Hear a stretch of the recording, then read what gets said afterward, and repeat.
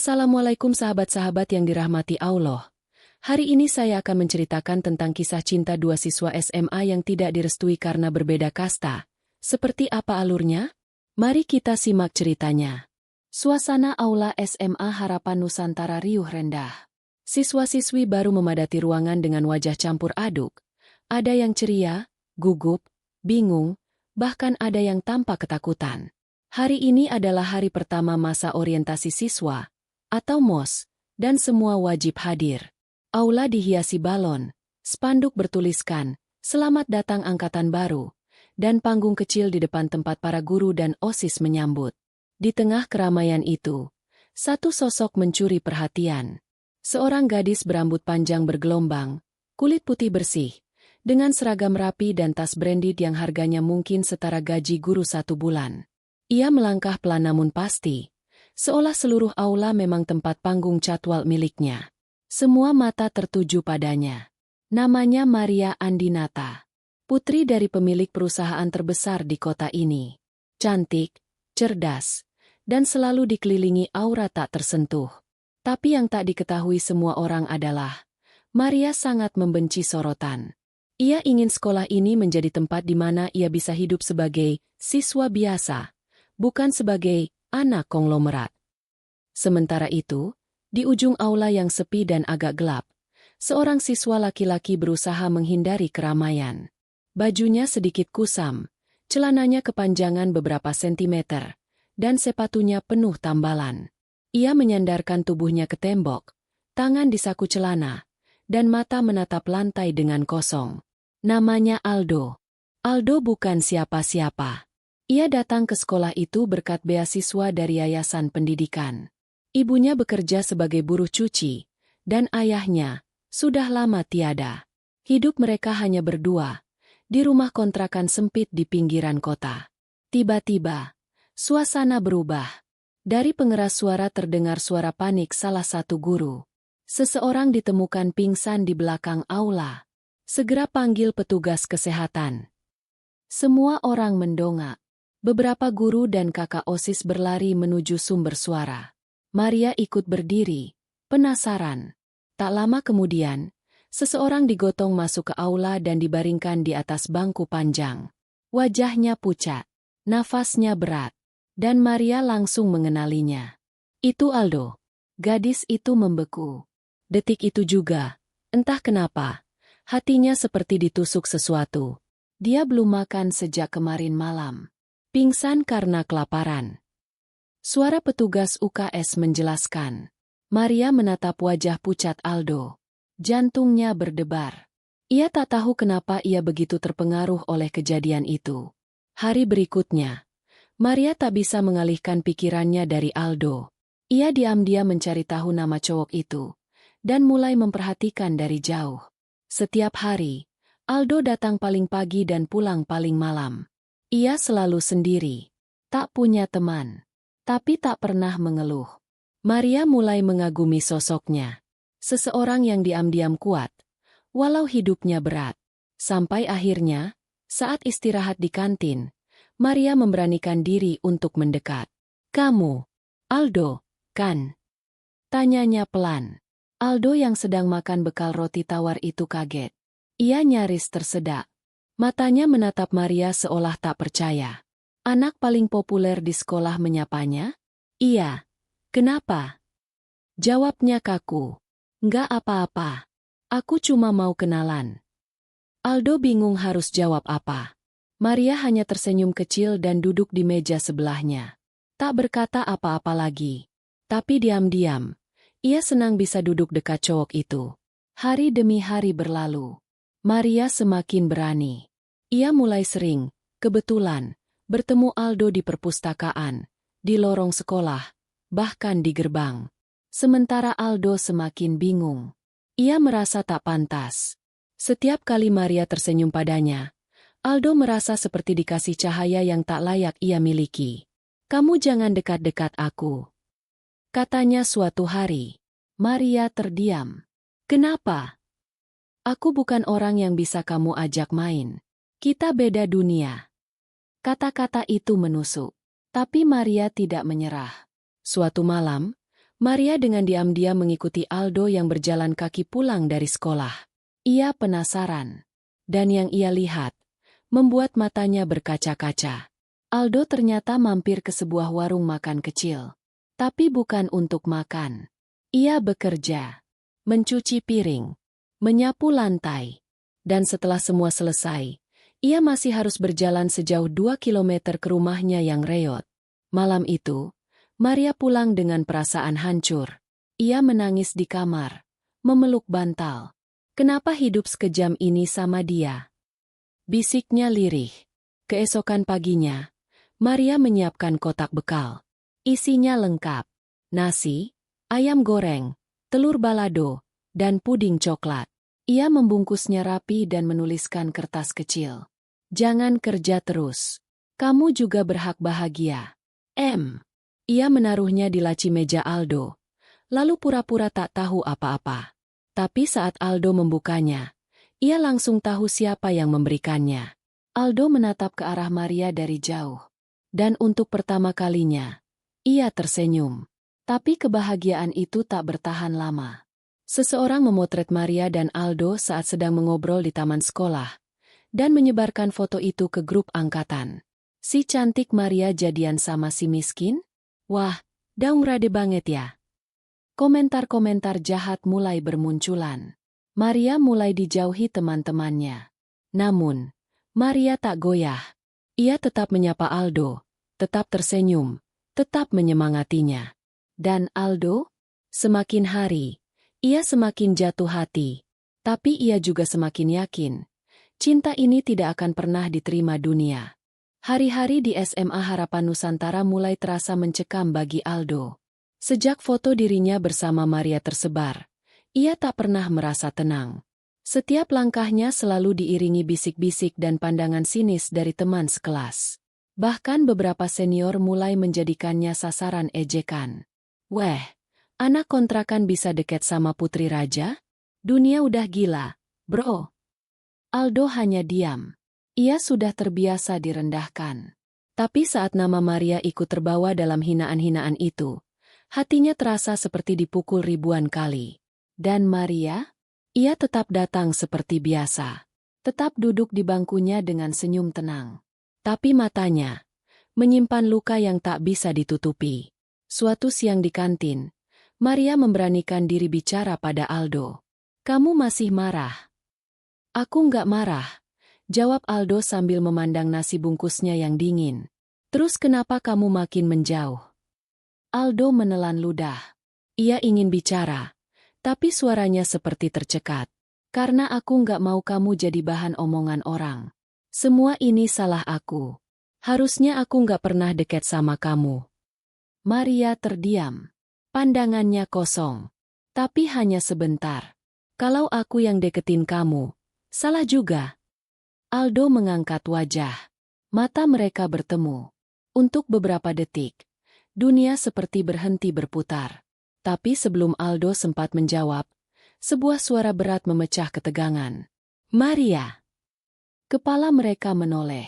Seorang pria paruh baya berdiri di belakang mereka, mengenakan setelan jas gelap. Tatapannya tajam. Ayah Maria. Hari itu menjadi awal dari badai besar yang akan menghancurkan segalanya. Maria dipanggil ke ruang kepala sekolah. Di dalam sana, ayahnya sudah menunggu. Ia duduk dengan tangan bersedekap. Wajah dingin seperti batu. Sejak kapan kamu dekat dengan anak itu? Aldo. Maria tidak menyangkal. Anak dari pengkhianat itu. Maria mengernyit. Pengkhianat. Ayahnya berdiri. Nadanya meninggi. Kamu lupa, Maria? Sopir lama kita yang mencuri uang perusahaan? Yang menyebabkan kerugian ratusan juta? Anak itu, Aldo, adalah anak dari pria itu. Maria terdiam. Otaknya memproses fakta yang baru saja ia dengar. Tapi hatinya menolak percaya. Papa yakin? Apa ada bukti? Bukti tidak penting. Nama baik keluarga lebih penting. Aku tidak ingin kamu dekat-dekat lagi dengannya. Malam itu, Maria menangis di kamarnya.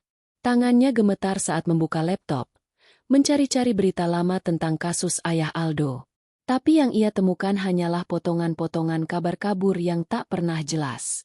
Tidak ada pengakuan, tidak ada pengadilan, hanya tuduhan. Dan di sisi lain kota, Aldo duduk di samping ibunya yang sedang batuk-batuk berat. Obat sudah habis. Uang di dompet hanya cukup untuk makan 1 hari. Ia menatap foto lama. Ayahnya mengenakan seragam sopir, berdiri di depan rumah mewah yang ia tahu betul, rumah Maria. Kalau aku bukan siapa-siapa, bolehkah aku tetap mencintainya? Meski dalam diam. Batin Aldo lirih. Beberapa hari kemudian, Maria nekat mendatangi kontrakan Aldo. Ia menunggu di depan rumah sempit itu, membawa tas plastik berisi makanan dan vitamin. Saat pintu terbuka dan mata mereka bertemu, Aldo langsung panik. Ngapain kamu kesini? Kalau ada yang lihat. Aku nggak peduli. Tapi aku peduli. Aldo membentak. Suaranya keras, tapi matanya basah. Maria terdiam. Untuk pertama kalinya, Aldo memperlihatkan luka yang selama ini ia tutupi. Aku bukan cowok keren, bukan anak konglomerat, bukan siapa-siapa. Ibuku sakit. Aku kerja malam. Kadang aku nggak makan. Kamu ngerti nggak rasanya hidup kayak gini? Dan kamu datang seolah semua ini bisa kamu ubah dengan senyuman kamu. Aku nggak mau kamu kasihan. Aku nggak butuh dikasihani. Maria maju, mendekat. Aku juga nggak butuh pangeran. Aku cuma butuh kamu. Mata mereka bertemu lagi. Tapi kali ini, Aldo tak lari. Ia hanya berdiri mematung, hingga akhirnya Maria memeluknya pelan, menundukkan kepala di dada Aldo. Aku capek. Aku cuma pengen kita jujur sama perasaan masing-masing. Tapi dunia tidak semudah itu. Beberapa hari setelah pertemuan itu, Maria tiba-tiba menghilang dari sekolah. Kabar beredar, ia dipindahkan ke sekolah internasional di luar negeri. Tak ada salam perpisahan, tak ada surat, tak ada penjelasan. Aldo kembali sendiri, lebih sunyi dari sebelumnya. Tapi hatinya tetap menggenggam satu harapan, bahwa mungkin, suatu hari nanti, Maria akan kembali. Hingga 1 bulan kemudian, SMA Harapan Nusantara mengadakan lomba baca puisi antar sekolah se-Jawa Barat. Acara megah, disiarkan langsung di media sosial. Aldo tak ikut, tapi ia duduk di bangku penonton, sekadar ingin menonton. Hingga seorang peserta dari sekolah luar tiba-tiba naik panggung. Ia mengenakan jilbab lembut warna biru langit. Wajahnya tertutup sebagian, tapi mata itu. Aldo mengenal mata itu. Ini, Maria? Maria membuka lembaran kertas puisinya, dan mulai membaca. Aku pernah jatuh cinta, pada mata yang tak berani menatapku, pada hati yang selalu mencoba mengusirku. Tapi aku tetap tinggal, meski dipaksa pergi. Karena bagiku, dia adalah rumah yang tak pernah bisa aku tinggalkan. Ruangan hening. Kamera menyorot wajah Aldo yang mulai berkaca-kaca. Di bait terakhir, suara Maria mulai gemetar. Jika aku tak bisa menjadi bintang di langitmu, maka biarkan aku jadi lilin, yang setidaknya menerangi jalanmu. Meskipun aku sendiri akan padam perlahan. Maria jatuh terduduk, pingsan. Tanpa pikir panjang, Aldo meloncat dari bangku penonton, berlari ke arah panggung, dan menggendong Maria di pelukannya. Seluruh ruangan heboh. Penonton berteriak. Tapi Aldo tak peduli. Ia hanya berkata, kamu nggak boleh padam. Karena kamu cahaya buat aku. Maria membuka matanya perlahan. Langit-langit putih. Bau antiseptik. Suara mesin infus. Ia di rumah sakit. Dan di samping ranjang, seseorang tertidur dengan kepala bersandar di tepi ranjang. Rambutnya acak-acakan. Bajunya kusut. Tapi senyum yang muncul saat Maria menggerakkan jemarinya membuat seluruh dunia kembali hidup. Aldo, kamu sadar? Bisik Aldo. Suaranya nyaris pecah. Maria menatapnya lemah. Kamu beneran datang. Aku selalu datang. Aldo menggenggam tangan Maria. Meski aku selalu takut. Maria tersenyum samar. Tapi detik berikutnya, pintu kamar dibuka keras. Pak Hendra, ayah Maria, berdiri di ambang pintu. Wajahnya merah padam. Di belakangnya, dua pria berbadan besar berseragam formal ikut masuk. Jauhkan tanganmu dari anak saya. Bentaknya pada Aldo. Aldo berdiri refleks. Maria langsung menarik tangannya. Papa, jangan. Kamu ikut saya pulang sekarang, Maria. Dan kamu. Tatapannya menusuk ke arah Aldo. Jika berani muncul di hadapan anak saya lagi, saya pastikan kamu dan ibumu tidak akan tenang hidup di kota ini. Beberapa hari kemudian, Maria tak kembali ke sekolah. Kamar rumahnya dikunci. HP disita.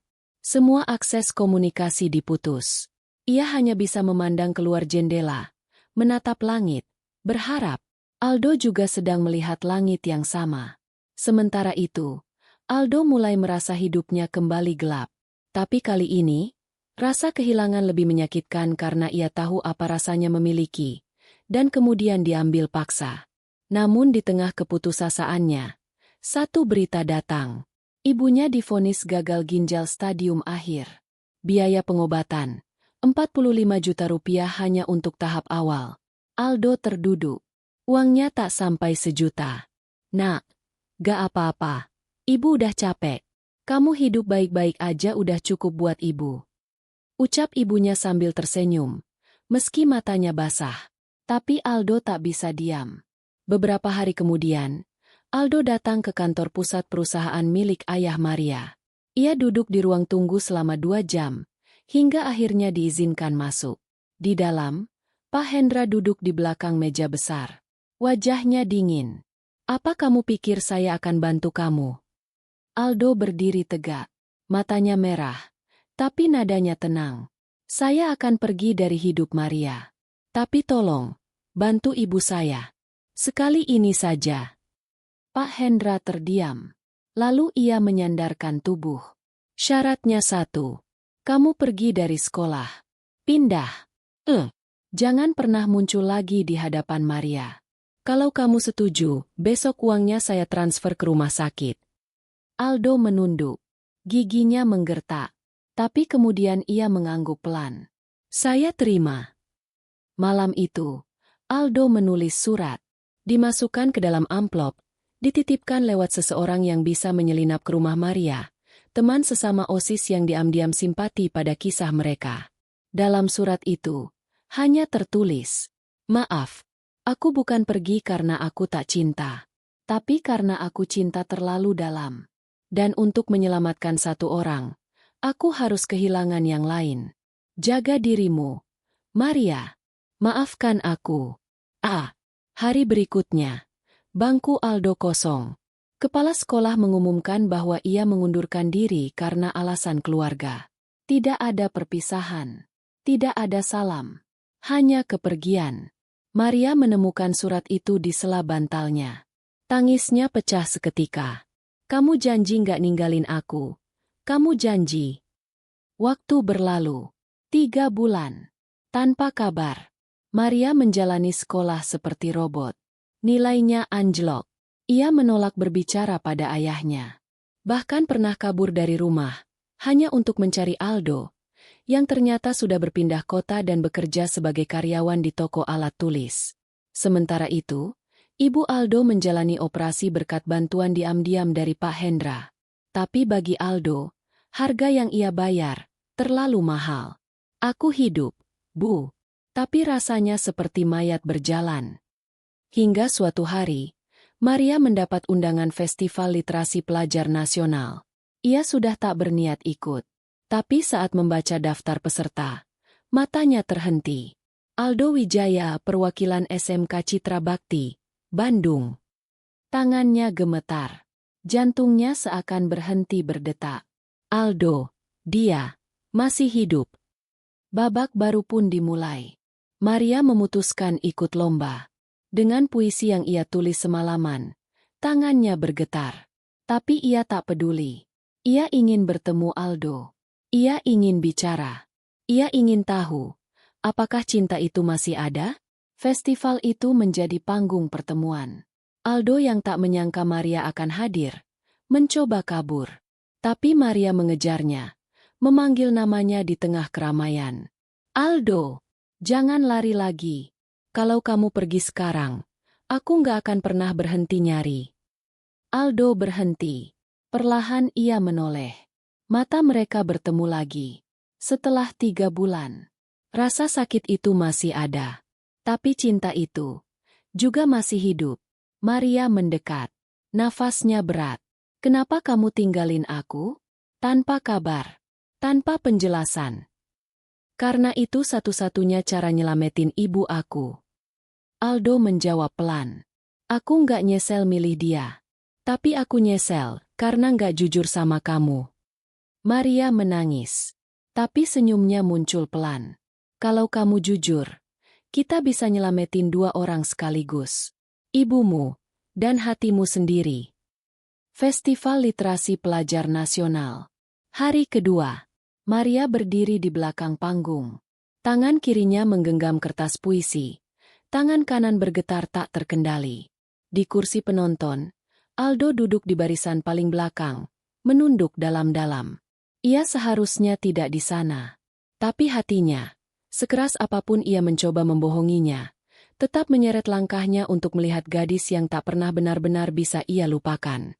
Peserta berikutnya, Maria Alesya dari SMA Harapan Nusantara. Sorak-sorai penonton terdengar. Beberapa mengenali wajahnya dari media sosial.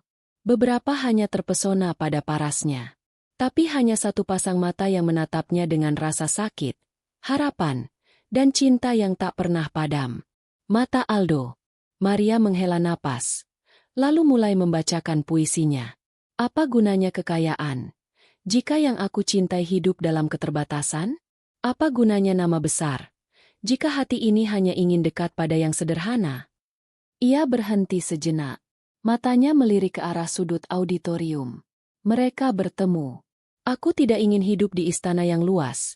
Jika hatiku dipenjara dalam aturan-aturan yang tak manusiawi. Suaranya mulai bergetar. Air mata jatuh di pipinya. Dan jika mencintaimu adalah kesalahan paling besar, maka biarlah aku berdosa, tapi bahagia. Semua hening. Ketika Maria turun dari panggung, Aldo berdiri. Mereka saling menatap dalam diam. Dan di saat itulah, Pak Hendra muncul dari sisi samping aula. Ditemani ajudannya. Wajahnya seperti siap meledak. Maria, pulang sekarang. Bentaknya. Penonton menoleh. Beberapa panitia mencoba menenangkan situasi. Maria maju, berdiri di depan ayahnya. Aku nggak mau hidup dikurung. Pak, aku udah cukup dewasa buat pilih siapa yang aku cinta. Dia bukan orang yang pantas untukmu. Bentak Pak Hendra sambil menunjuk ke arah Aldo. Aldo tetap diam. Ia sudah tahu bagaimana rasanya direndahkan. Tapi kali ini, Maria tak diam. Kamu yang gak pantas jadi ayah kalau terus memperlakukan cinta seperti transaksi bisnis. Semua orang terdiam. Pak Hendra menatap putrinya dengan mata membara. Tapi Maria melanjutkan. Mama dulu pergi karena papa terlalu keras. Sekarang, papa mau aku juga pergi? Tapi kali ini aku nggak pergi sendiri. Ia melangkah cepat ke arah Aldo. Menggenggam tangannya. Aku pergi. Sama dia. Aldo tersentak. Tangannya bergetar dalam genggaman Maria. Tapi ia tak menariknya. Ia hanya menatap gadis itu. Penuh haru. Keesokan harinya, Maria benar-benar pergi dari rumah. Ia tinggal di rumah seorang guru teater yang ia kenal baik. Sambil mencari kerja sambilan.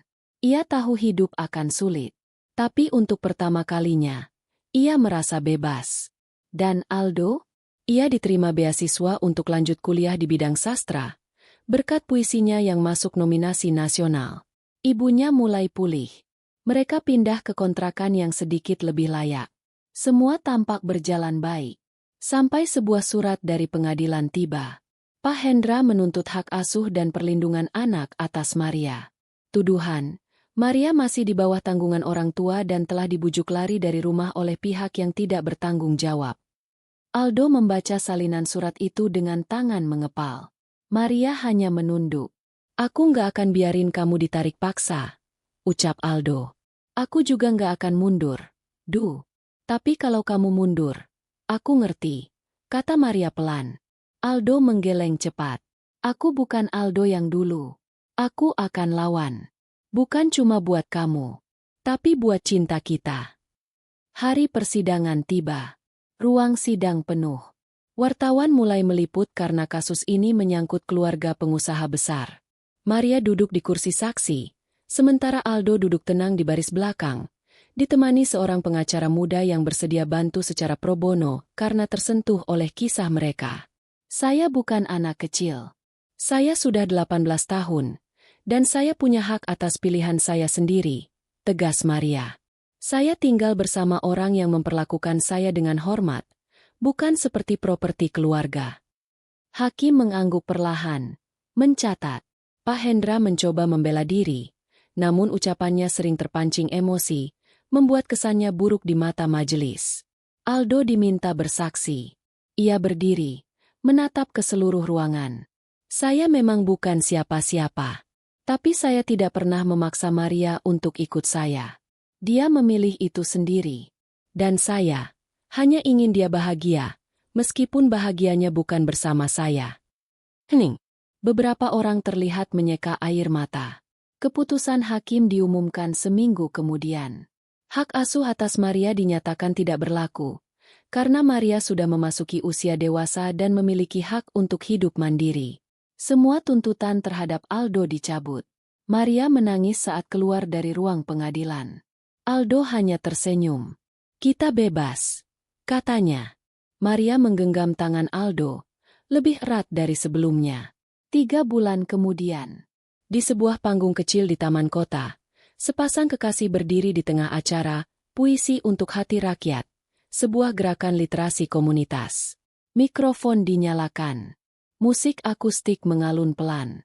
Maria mengambil nafas dalam-dalam dan memulai.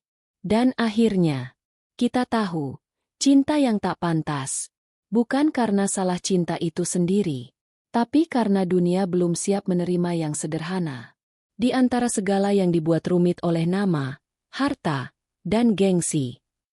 Aldo menyambung. Suaranya tenang tapi penuh makna. Tapi kami tak butuh dunia. Kami hanya butuh satu sama lain. 2 tahun setelah hari itu, di sebuah rumah kecil di pinggiran kota, suara tawa anak-anak terdengar dari taman bermain tak jauh. Di beranda rumah itu, sepasang anak muda duduk berdampingan. Wajah mereka dewasa, tapi sorot mata mereka masih sama, hangat, penuh harapan, dan cinta. Maria dan Aldo. Kini mereka bukan lagi anak SMA. Maria bekerja sebagai guru TK, dan Aldo adalah penulis muda yang karyanya mulai dikenal. Buku puisinya terbit dan menjadi viral karena kisah nyata yang menginspirasi. Dan hari ini adalah hari istimewa. Hari pernikahan mereka. Tak mewah. Tak ada karpet merah atau panggung besar. Hanya pelaminan sederhana di halaman rumah kontrakan, tenda putih, dan tamu dari warga sekitar serta beberapa teman lama sekolah. Tapi cinta yang terpancar dari mata mereka lebih mewah dari segalanya. Ibu Aldo duduk di kursi depan. Wajahnya berseri-seri, mengenakan kebaya biru muda. Air mata tak henti mengalir dari sudut matanya. Ia tahu, perjuangan anaknya selama ini tidak sia-sia. Maria berjalan pelan menuju panggung. Gaun putih sederhana menyapu tanah. Tangannya menggenggam bunga mawar, dan di dadanya tergantung kalung kecil. Pemberian terakhir dari almarhum ibunya yang dulu meninggal saat Maria masih SMP. Dan di samping penghulu, berdiri Aldo, mengenakan jas abu-abu bersih. Matanya merah, bukan karena sedih, tapi karena haru. Aku dulu takut nyentuh kamu karena aku merasa nggak pantas, bisiknya saat Maria tiba di hadapannya. Tapi sekarang aku sadar, Allah menyatukan hati, bukan berdasarkan dompet. Maria tersenyum. Air matanya jatuh tanpa ditahan. Dan aku dulu rela kehilangan segalanya. Asal jangan kamu. Tapi akhirnya aku sadar. Kamu adalah segalanya. Ijab kabul berlangsung. Saya terima nikahnya Maria Alesya binti Hendra dengan mas kawin tersebut. Dibayar tunai. Sorak-sorai, tangis, dan tepuk tangan mengalun seperti irama takdir yang berpesta. Namun hidup tak selamanya mudah. 1 tahun kemudian, Maria mengalami keguguran. Kehamilan pertamanya tak bertahan karena kondisi medis langka. Itu adalah hari paling berat bagi mereka. Maria menangis di kamar rumah sakit. Aldo hanya bisa menggenggam tangannya. "Kenapa semua harus sesulit ini?" bisik Maria. Aldo mendekapnya. "Karena kita dipilih untuk kuat, bukan untuk menyerah." Hari itu mereka belajar bahwa cinta sejati tak hanya tentang tawa, tapi juga tentang air mata yang dibasuh bersama. 3 tahun berlalu. Kini, Maria dan Aldo tinggal di rumah mungil hasil tabungan mereka.